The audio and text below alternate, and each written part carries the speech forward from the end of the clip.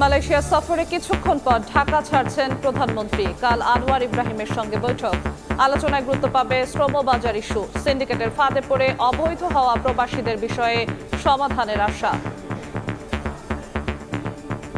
বাইরে যাওয়ার সময় দেখা যাচ্ছে পুলিশের ভয়ে চলাফেরা করা লাগে।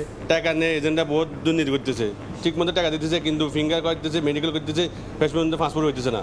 আমরা চাই যারা অবৈধ আছে ওদেরকে বৈধতার সুযোগ দেওয়া হোক। দুই প্রধানমন্ত্রী বৈঠকে একটা সুস্থ আলোচনা করে সমাধানের ব্যবস্থা উনি নেবেন। আগের ফেসিস সরকার যেই সিন্ডিকেট সিস্টেম করেছিল এই সিন্ডিকেট সিস্টেম আমাদের সরকার করবে বলে আমি মনে করি না। বন্ধ বাজার সেই বাজার যদি পুনরায় খুলতে পারেন সেজন্য উনি কাজ করবেন।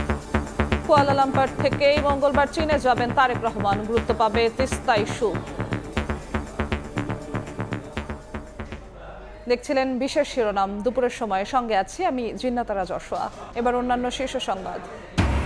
আর্জেন্টিনার সামনে কাল অস্ট্রিয়া চ্যালেঞ্জ, একাদশে পরিবর্তনের আভাস। বিশ্বকাপের রাউন্ড অফ 32-তে জার্মানি তিউনিশিয়াকে বিদায় করে নকআউট পর্বে এগিয়ে গেল জাপান।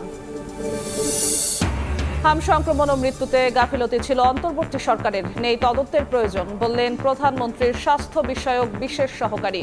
চলতি মাসেই টিকা পাবে প্রতিটি শিশু।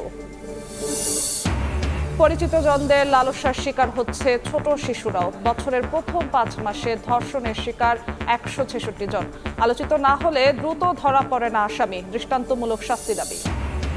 বৃষ্টি ও উজানের ঢলে তিস্তার পানি বিপদসীমা ছুঁই ছুঁই। রংপুরে সেতু রক্ষা বাঁধে ভাঙন, নদী গর্ভে বিলীন 30 মিটার অংশ। স্বল্পমাত্রার বন্যার আশঙ্কা, ঝুঁকিতে 1200 পরিবার। এবং এআই ক্যামেরায় ট্রাফিক সিগন্যালে শৃঙ্খলা ফিরলেও সড়ক জুড়ে উধাও নিয়ম, লেন না মানা, উল্টো চলাচলে ভোগান্তি। চালকদের প্রশিক্ষণের পরামর্শ, সমন্বিত উদ্যোগ চায় ডিএমপি।